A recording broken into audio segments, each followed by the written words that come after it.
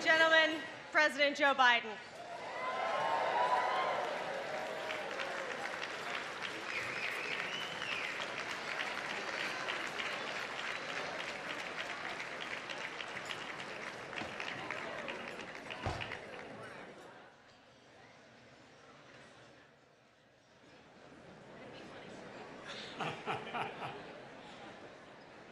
Thank you, Tam, for that introduction, I think. Let me start on a serious note. Jill, Kamala, Doug, and I, and members of our administration, are here to send a message to the country and, quite frankly, to the world. The free press is a pillar, maybe the pillar, of a free society, not the enemy. Thomas Jefferson wrote, you all know this quote. Thomas Jefferson wrote, "Were it left to me to decide whether we should have a government without newspapers or newspapers without a government, I should not hesitate to prefer the latter." To Evan's parents, Ella, Mikhail, and sister Danielle, as I've told you in person, we, not just me, we all stand with you. Evan went to report in Russia to shed light on the darkness that you all escaped from years ago.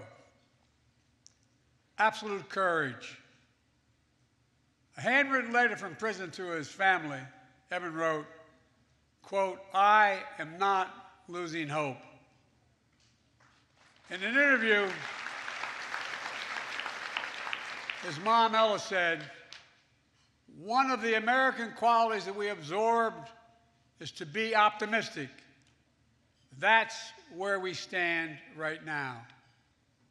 To the entire family, everyone in this hall stands with you.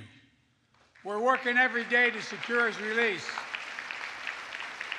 looking at opportunities and tools to bring him home. We keep the faith.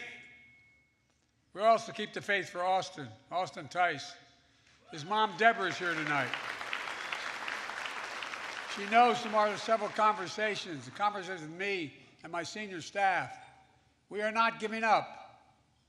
As I told you at this dinner last year, as I told you in the Oval Office, you raised an incredible son.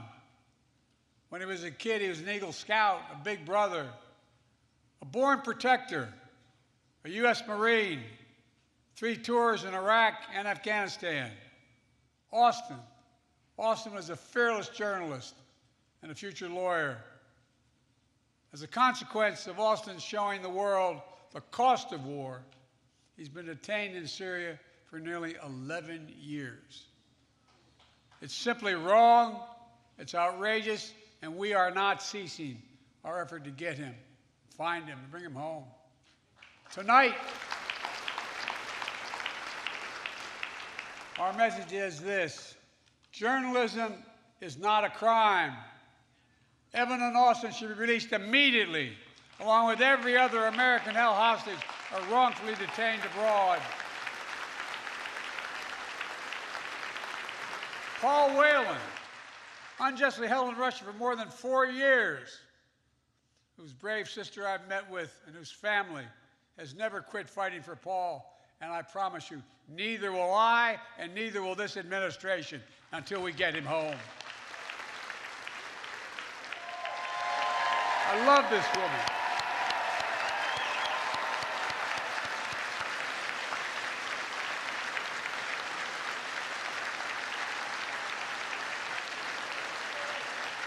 Love you, Brittany. This time last year, we were praying for you, Brittany, hoping you knew how hard all of us were fighting for your release. It's great to have you home. And boys, I can hardly wait to see you back on the court, kid. Remember your promise, I get to bring my granddaughter to my all-state game.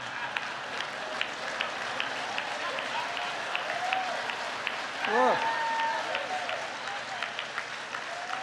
In a lot of ways, this dinner sums up my first 2 years in office.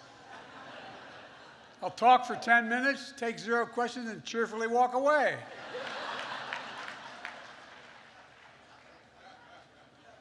Yeah, I know. I just announced my re-election campaign. And look, I get that age is completely a reasonable issue. It's on everybody's mind. And everyone, by everyone I mean the New York Times. Call me old. I call it being seasoned.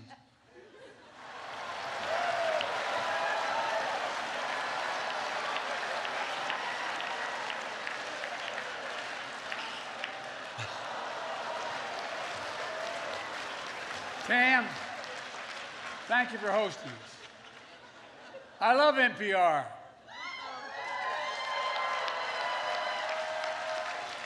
Because they whisper into the mic like I do.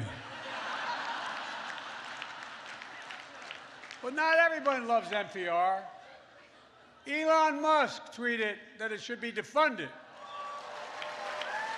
Well, but the truth is, we really have a record to be proud of. Vaccinated the nation, transformed the economy, earned historic legislative victories and midterm results, but the job isn't finished. I mean, it is finished for Tucker Carlson.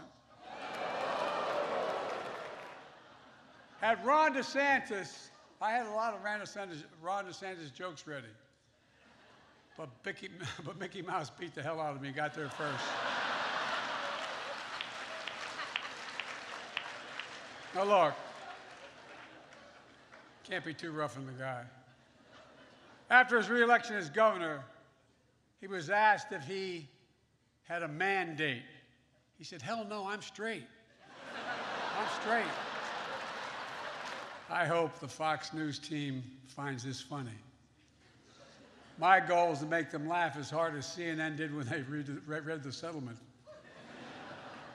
But then again, CNN was like, wow, they actually have $787 million?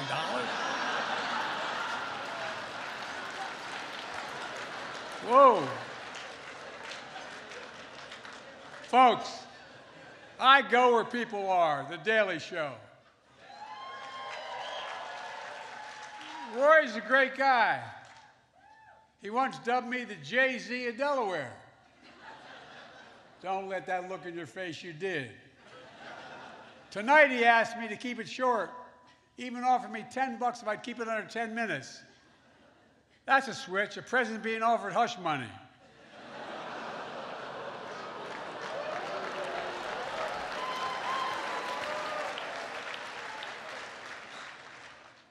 Our democracy remains at risk. But I've also made it clear, as I've seen throughout my life, it's within our power, each and every one of us, to preserve our democracy. We can, we must, we will. I'd like to make a toast, if I had a glass.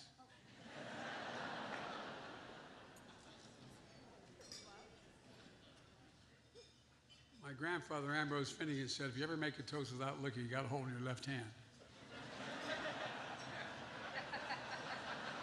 Y'all think I'm kidding, I'm not.